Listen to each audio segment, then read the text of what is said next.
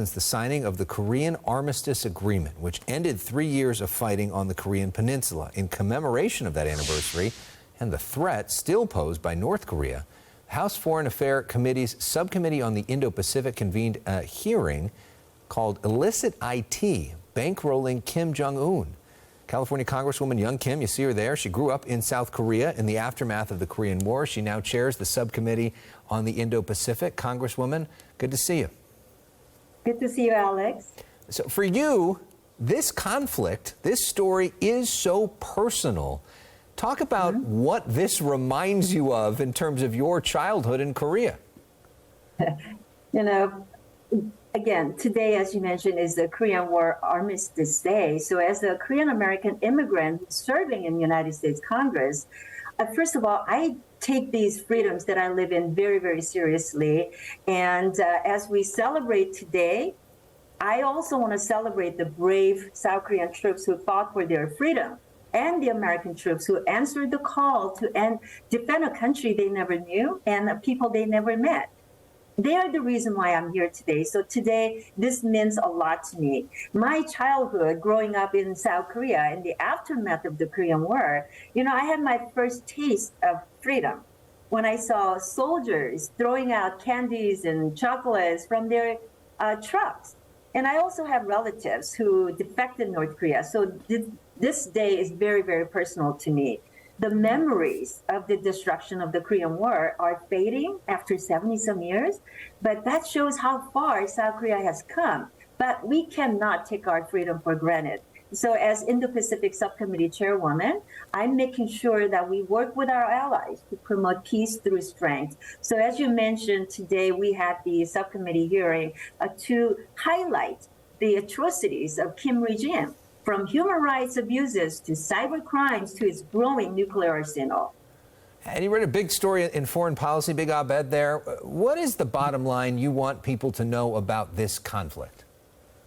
The bottom line is this, and the main point that I wanted to get across was that United States and South Korea should pursue a permanent peace on the Korean Peninsula only when certain conditions are met by North Korea, and that we should remain very firm on those conditions, and that is North Korea needs to improve on its human rights conditions and make sure that we are agreeing to complete, verifiable, irreversible, the North Korea denuclearization in the Korean Peninsula, because the success of the U.S.-South Korea alliance stems from strength and resilience, not concessions, to authoritarians. Remember, appeasement and weakness invite aggression. So as we know, today marks that signing of the armistice that ended the hostilities 7 years ago. But we also know that North Korea is still a hostile power.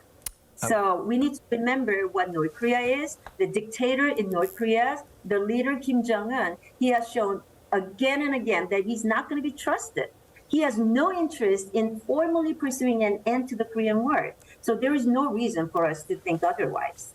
I want to get your take on one other story that involves a Southern California man named Avon Hernandez. He is in Venezuela being held against his will. Apparently, he took a wrong turn at one point and then has been held there for months and months and months, since March of 2022. I know you're working in a bipartisan way. We just talked the other day with Congresswoman Sidney Kamlager-Dove, a Democrat, on this, in an effort to bring him home. Can you give us an update on where things are at on that front and maybe what people can do to try to make that happen? Absolutely. I mean, we brought this to at the highest level at the State Department, and we are trying to get the family, hopefully, to meet with the President Biden himself, if not, make sure that President Biden is aware of this. Thankfully, yesterday in our Foreign Affairs Committee markup, we actually passed the resolution to call on Biden administration to do more, use all the tools at our disposal and do more. It's past time that we bring him home. He's been in detention by Venezuelan government, against his own will. he is that one person we're working really hard because he's one of us. He's from Southern California. It really means a lot for us to show the unified voice that we're working in a bipartisan way to bring somebody like him home, who is a longtime public defender. We know his background, and it's, again, past time that we work to make sure that he comes, bring him home. But again, on the same note, we have a American soldier that is in detainee in North Korea right now. We still don't know a lot about Travis King's case, but it's, whether or not our American citizens are held in North Korea or Venezuela or Iran or anywhere in the world, we need to make sure that we look out for the well-being of our American citizens anywhere. And we hope that in both cases with Travis, Evan Hernandez and Travis King, hopefully we will be able to work hard to bring all of them home. Congresswoman Young Kim, thank you so much for joining us live tonight from Washington to share your perspective, and hopefully both of them will be back home soon. Thank you very much for having me.